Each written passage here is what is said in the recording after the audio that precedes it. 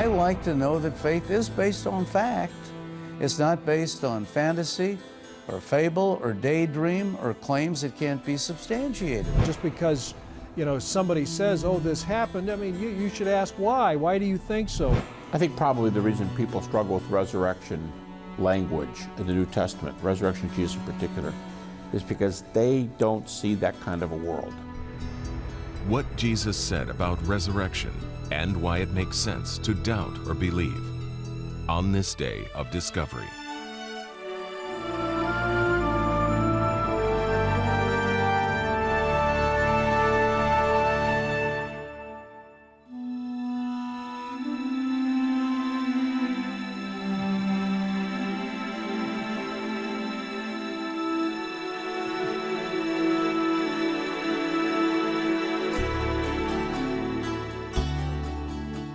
This is the Arab village of Bethany.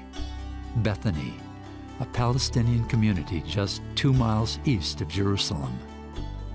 According to the New Testament, Jesus was last seen here 40 days after his own resurrection from the dead. According to the Gospel writer Luke, it was here on the eastern slopes of the Mount of Olives that Jesus' disciples saw their teacher ascend into the clouds before them. And Jesus led them out as far as Bethany, and he lifted up his hands and blessed them. Now when he had spoken these things while they watched, he was taken up, and a cloud received him out of their sight. The Gospel writer Luke. So why believe that a resurrected Jesus was taken up in a cloud from the village of Bethany? Interestingly, the New Testament describes another resurrection linked to Jesus here in this same community. The Arabic name of this town is Al-Azariah. Al-Azariah is named after a man called Lazarus. Here in ancient Al-Azariah, the Gospels say that before Jesus' own death on a cross, he raised his friend Lazarus from the dead. And so this place became known by the name of Lazarus, even more than its original name, Bethany. There's also a long-standing tradition that this is the actual tomb of Lazarus. Could it be that on the way to this tomb, Jesus said to Lazarus' sister Martha, "I am the resurrection and the life"? In any case, according to the Bible, it was the raising of Lazarus that prompted the religious leaders in Jerusalem to plan the death of Jesus. These leaders feared losing their power and position under the Roman occupation if Jesus were to be embraced by the people as the long-awaited Messiah and King. Then the chief priests and the Pharisees gathered a council and said, "What shall we do? For this man works many signs. If we let him alone like this, everyone will believe in him, and the Romans will come and take away both our place and nation." Then from that day on, they plotted to put Jesus to death. The Gospel of John, chapter 11. I'd imagine that a person who comes to visit Bethany today might have two very different emotions. On one hand, you come to a tomb that's supposed to be the site of a miracle. Then you walk around the city, and everything is so normal. It's like your neighborhood, it's like my neighborhood. We don't see people rise from the dead. When the report of Jesus' resurrection became known, there was skepticism among Jesus' own disciples, among the 12. There was skepticism. It was too good to be true. They found it fantastic. They wanted evidence. According to the Gospels, several women had gone to Jesus' tomb with burial spices. But when they arrived, they found the stone door rolled away and the tomb empty. It was Mary Magdalene, Joanna, Mary the mother of James, and the other women with them, who told these things to the apostles. And their words seemed to them like idle tales, and they did not believe them.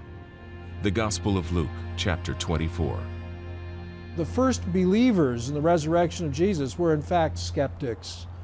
The first believers in the resurrection of Jesus were much like people today, And they had their questions, and they weren't sure what they should believe until they considered the evidence. Now, as Christians, we believe two great things happened on Sunday morning: the resurrection. We believe that Jesus rose from the dead. But the second thing that Christians believe and overlook is the empty tomb. Well, of course we overlook it. The big story here is Jesus' resurrection. The empty tomb is the open envelope without the letter. It's the cast-off. It's the rind of the resurrection, the throwaway, the one you're not interested in. The news is the risen Lord. Who cares then about the empty tomb? Well, some ancient historians do, and I'm there as one of them. I got into the resurrection question by a very oblique route. I went via the empty tomb. Briefly, I advanced two major arguments for the empty tomb. One has been used for centuries by the Christian church. It has never been disproven. It's a powerful argument, and I don't think it can be answered. And that is the question, where did Christianity first begin? And the answer, of course, is one city, Jerusalem. Well, there, least of all, could Christianity ever have gotten started if the decaying body of Jesus of Nazareth were available in whatever else, wrong tomb or whatever, anywhere. If Jesus' body would have been available, clearly couldn't have been in his tomb, then Christianity would certainly have died at its inception. It would have been a wooden stake through the heart of Christianity. We'd be laughing about Christianity today. We'd be saying, hey, did you know there was a Jewish sect in the first century that believed a crucified criminal was, get this, the Son of God? We'd be laughing at it. But the fact that they could not produce that body is very powerful. Dr. Meyer also argues from the irony that ancient Jewish sources actually support the idea of an empty tomb. In this case, even the Jewish rabbinical traditions admit that the tomb was empty. Now, they never say the tomb was empty. They all say the body was stolen. Same thing, same thing. And it's not just Matthew who says that. Remember, Matthew told us this was the earliest version of a natural explanation for the empty tomb, that the body was stolen. A meeting with the elders was called, and they decided to give the soldiers a large bribe. They told the soldiers, "You must say, 'Jesus' disciples came during the night while we were sleeping, and they stole his body.'" Their story spread widely among the Jews, and they still tell it today. The Gospel of Matthew, chapter 28. As far as the stolen body theory is concerned, first of all, how are you going to accomplish this when the grave is guarded? And even if you were somehow able to accomplish this, what is the incentive for doing this? Who's going to do it? The apostles, sorry, they're totally dejected. They've seen their master dead, and they have difficulties believing in a resurrection also. Who's going to have the incentive to do it? And even if they had the incentive, how are you going to bring it off? So really, the stolen body theory just doesn't work.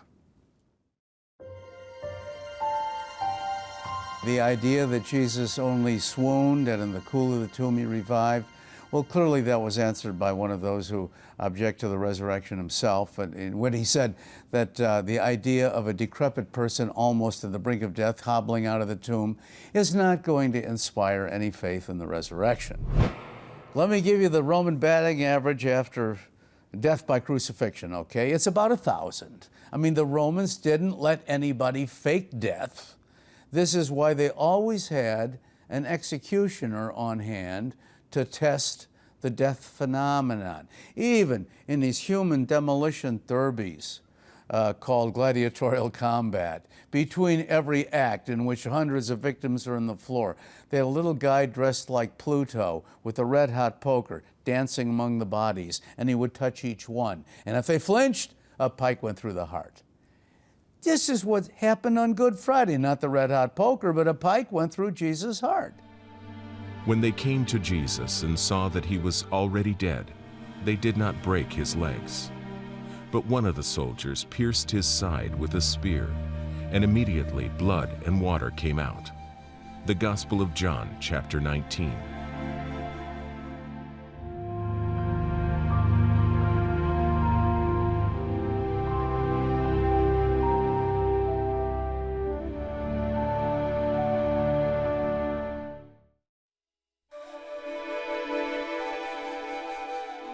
According to the Gospels, the last time a resurrected Jesus was seen was here in the village of Bethany.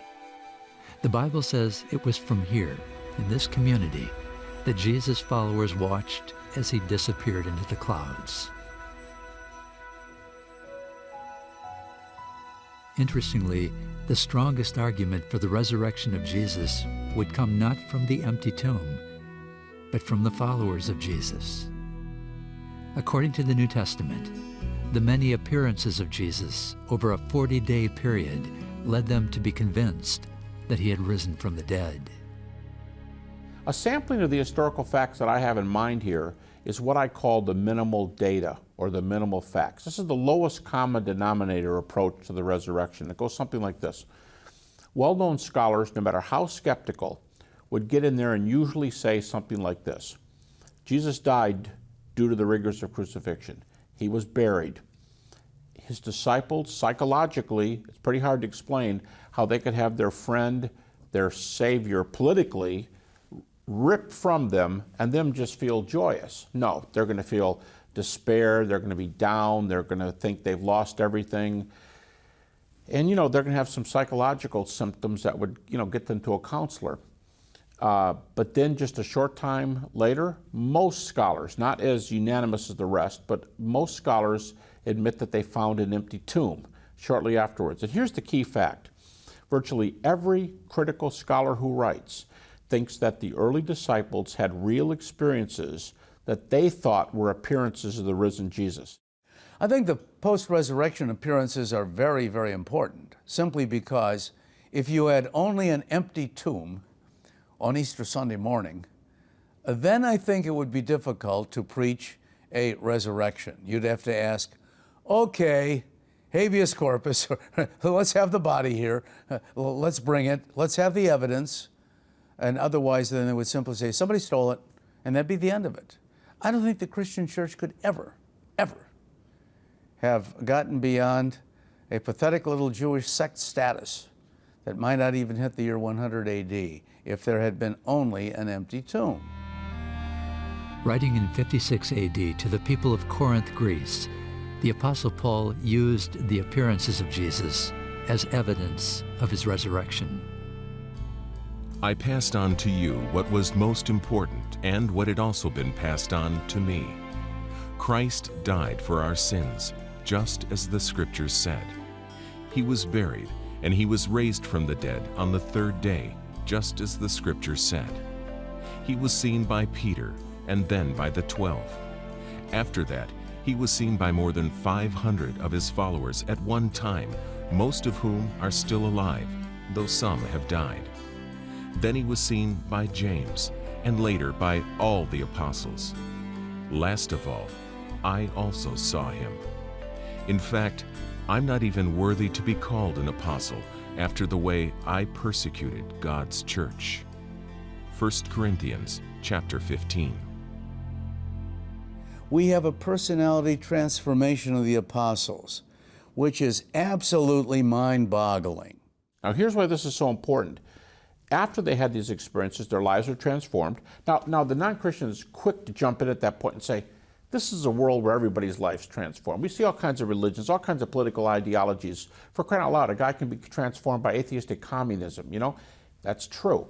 But a life transformed means they really believe the principles on which they base their life. Here's the key. The disciples were the only ones who were in position to know if what they based their lives on were really true or false. They're in the best position to know if Jesus was raised from the dead or not. So their lives are transformed, which is conceded by everyone. You've got a skeptic and persecutor named Paul. You have a skeptic and unbeliever named James, the brother of Jesus. They both become believers when they believe they've had experiences, which were appearances of the risen Jesus. According to the gospel accounts, the Apostle Peter was changed dramatically by the resurrection. Before that, on the night of Jesus' arrest, Peter had even denied and feared that he ever knew the teacher from Galilee.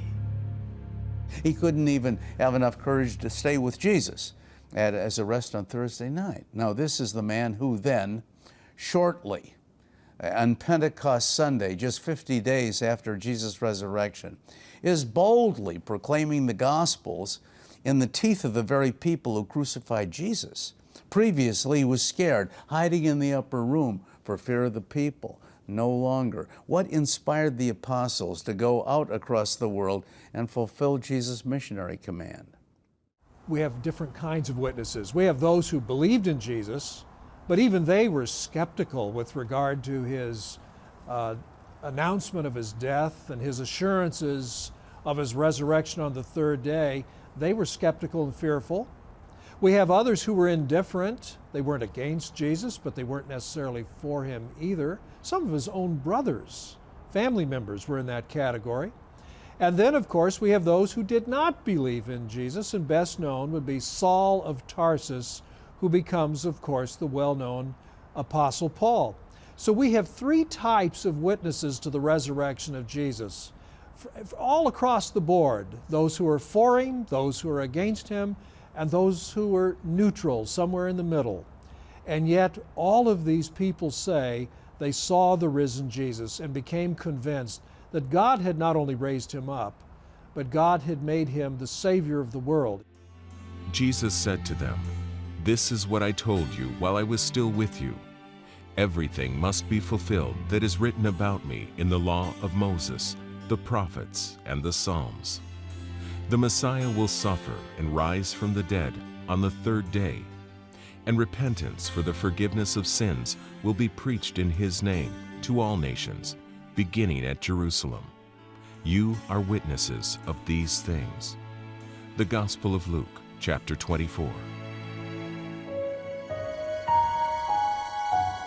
Today, many continue to wonder whether or not the followers of Jesus could have invented their resurrection story. Those who doubt it will say, well, here's what probably happened. Jesus died on Friday. He couldn't possibly have risen on Sunday. So some weeks later, Peter gathers the disciples together along the shore of the Sea of Galilee, and he said, "Fellas, we blew it. We ruined 3.5 years of our lives. What else do you want to do? Go fishing?" Yeah, they think that's a great idea. And then Peter suddenly says, "Wait a minute. I got a plan. I got a story for you. You follow this, and someday they'll name churches after us." I'm not sure he said that. But in any case, he's the one who concocted the plot of the resurrection, supposedly. Well, even then, if Peter had written the gospel, we know how different it would be. On the first day of the week, Peter, James, and John, the executive committee of the apostles, fully believing in their Lord's prediction that he would rise from the dead, came out to the tomb early in the morning, and when their faith was gloriously rewarded by the risen Christ, who said, "Blessed are you, Peter, James, John," we then told the other disciples, but they had trouble believing it. After all, they're the second tier of the disciples. And to the women, it seemed like idle tales. And here you see a reverse of the resurrection account, where it's the disciples who were the doubters, where women were the first witnesses of the resurrection. Now, please, if you're going to build a story like that, you won't have women as the first witnesses. Terribly sexist statement to say today, but we're talking about society 2,000 years ago, when Jewish women didn't even have the right to appear in court at times, on rare exceptions. So if you're going to have the claim of seeing the risen Jesus, you're not going to have women be the first witnesses. So the story couldn't have been concocted. And even if it had been, Peter's plan would have crashed when he's about to be hoisted on a cross at a Roman arena. I think at that point he'd have blown a shrill whistle and said, "Okay, time out. A person can get hurt doing this gig. Call the authorities. I'll turn state's evidence and I'll explain how we did it if I come off with my life."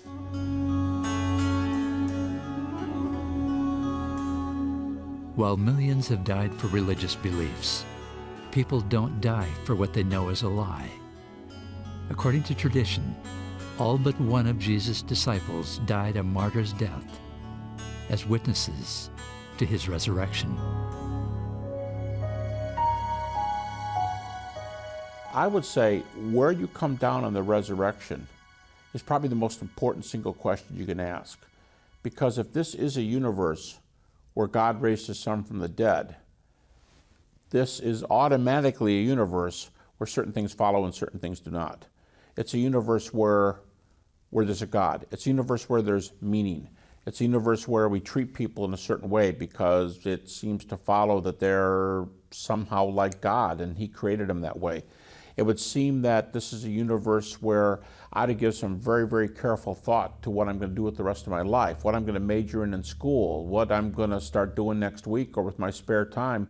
My personal doubts drove me to discover answers. And so I started reading the literature written by professional scientists and scholars who were not Christian as well as Christian, even those who were Muslims, and to see where does the evidence actually point. And I was ready to go with wherever the evidence pointed because eternity is too important a question to mess around with or to take lightly. When I speak with persons who are not Christians and who are wondering about this Jesus that they've probably heard about from a lot of different sources, and they're interested, they're curious. Who is this person, really? I encourage them to go read the Gospels, Matthew, Mark, Luke, and John, and not to read them as the Bible, not to even consider them as authoritative in themselves. Read them as they would any other document of history. The evangelists, as they are called, who wrote these Gospels, wanted to record what happened in history. Who did Jesus claim that he was? What did he do? Why is this so significant? That will give them an insight as to who Jesus said that he was, who he came to be. And then I'd look even a little bit further. I'd look at the historical accounts of Jesus' resurrection, because in his resurrection, there is a demonstration that he is more than just another religious figure of history. It is the declaration that he is the Son of God. I really think the resurrection is that turning the page from one sort of story to another story and realizing that, as C.S. Lewis says, all those wonderful stories about God entering space and time were really true. There's one more thought. If you come here and you stand about where I am and realize that we are on the eastern slope of the Mount of Olives, just on the other side from Jerusalem, you realize as well that according to Luke, this was the last place that Jesus was seen. He came with his disciples here and they saw him rise into the sky before their very eyes. And as a group, they watched that happen. They were looking intently up into the sky as Jesus was going, when suddenly 2 men dressed in white stood beside them. "Men of Galilee," they said, "why do you stand here looking into the sky? This same Jesus, who has been taken from you into heaven, will come back in the same way you have seen him go into heaven." Acts chapter 1. Oh, and there's one more thought as we go back to the Old Testament. You stand here and you realize that long ago, the ancient prophet Zechariah foresaw a time in the last days when the Messiah would come to the Mount of Olives, where Jesus' disciples saw him ascend with a promise to return.